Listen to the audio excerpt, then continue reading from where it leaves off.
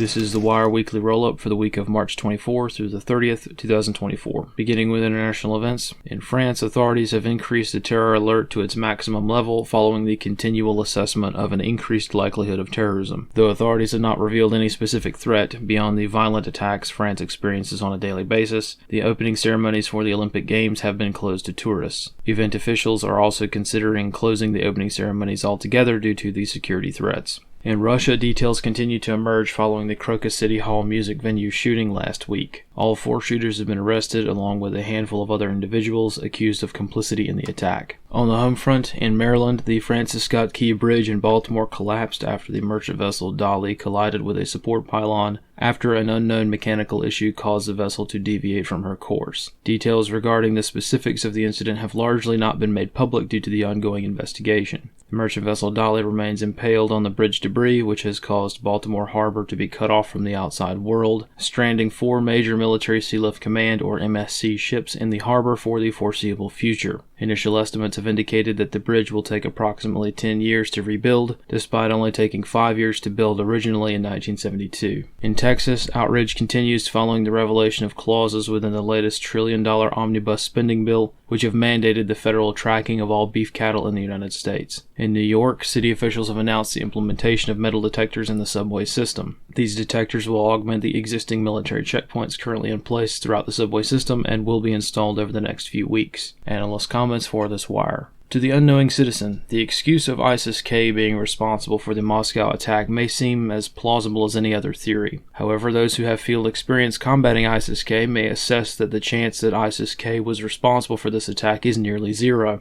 The following are a few indicators that suggest the official story, spread throughout Western Europe, the United States, and even Russia, is a lie. At this point, most media outlets claim that ISIS-K has claimed responsibility for the attack. Russian President Vladimir Putin has also named radical Islamists for the attack, though not going so far as to name a specific group. The Khorasan-derived ISIS offshoot has largely declined over the past few years for many reasons. Whereas the traditional Islamic State organization has roots in Iraq and Syria, the Khorasan splinter group known as ISIS-K is a completely different organization in practice, largely being confined to the far reaches of eastern Afghanistan as well as the federally administered tribal areas or FATA of Pakistan. As recently as 2019, ISIS-K was on its way out as an organization. Numbering only a few hundred members and taking refuge in the Tora Bora Mountains of Bin Laden fame, ISIS-K had lost so much influence that even attacks in Jalalabad were very rare. Taliban forces were at war with ISIS-K deep in the mountains, and on many occasions the United States undertook operations to target ISIS-K with the assumption that the Taliban would then move in and occupy the terrain. This was quietly the de facto policy for many years. In fact, diplomatic relations soured at the 2019 peace negotiations in Doha in response to a few high-profile instances where conventional American forces killed a few relatives of senior Taliban leadership rather than ISIS-K. As such, the ability for ISIS-K to conduct operations outside of Afghanistan is extremely remote, especially considering that the Taliban virtually wiped them out after the fall of Kabul and the subsequent American withdrawal. There are still pockets of ISIS control within eastern Afghanistan, but the overall movement has declined substantially. Of course, terror groups, in the truest sense of the word, come and go as influence ebbs and flows. Additionally, mysteriously sourced funding means that ISIS is never far from popping up in an area. However, the rise of unique extremist groups like ISIS in an area is far from organic. Consequently, by branding these insurgents as members of an extremely outdated ISIS splinter group, a giant red flag goes up. Other indicators of deception are the details of the attack itself. For one, the pre-attack videos contain the assailants covering their faces. This is never done by true ISIS-K members, as the entire point of a pre-attack death video is to propagandize their death. This indicates that those who orchestrated the video did not have enough field experience to know that very common detail, or did not train their lackeys well enough to know how an insurgent group operates beyond the videos that they may have seen on TV over the years. The attackers allegedly did use explosives during the attack, but not on themselves. Almost all ISIS attacks carried out around the world involve the use of worn explosive belts, the detonation of which usually arrives at the end of a small arms attack. The attackers claim to have only trained for a few weeks, yet the video evidence of the shooting indicates a much longer training cycle. The attackers did not appear to be wearing any ISIS memorabilia during the attack. Again, a detail that differs from most ISIS-K attacks. The attackers had an escape route planned, again a strong indicator that the attackers were not likely die-hard ISIS members. True believers would never think to shy away from martyrdom. The mere act of escaping would be seen by ISIS as an act of cowardice that negates the ideological effects of the attack in the first place. All of these conflicting details do not prove anything, but rather strongly indicate that the real story is not what is being pushed by media sources or even governments. The link to ISIS-K may be completely fabricated, or more likely, it may only be surface deep, as indicated by the behavior of the shooters post-arrest, as well as the details of the attack itself. The live capture of ISIS-K militants is historically exceptionally rare, and the behavior of the individuals post-capture is not fitting with the typical ISIS-K militant. Conversely, an entity claiming to be ISIS-K may have been involved with the recruitment, training, and operational planning of the attack, with the now detained assailants fitting the bill of the useful idiot quite well. Russia, having obviously no ambitions to elicit a legitimate investigative effort as to the origins of these attackers, is merely interested in their pound of flesh at this point. Even to the traditionally rigidly thorough Federal Security Service, it likely matters very little whether or not these assailants were true ISIS-K followers or simply Muslim by faith. To the Russian public, it likely matters even less. However, the distinction is important to make. A lie is not to be dismissed because it is only a partial lie, and organizations, entities, and governments that lie without ceasing should not be suddenly expected to tell the truth. This concludes the Wire Weekly Rollup for the week of March 24 through the 30th, 2024.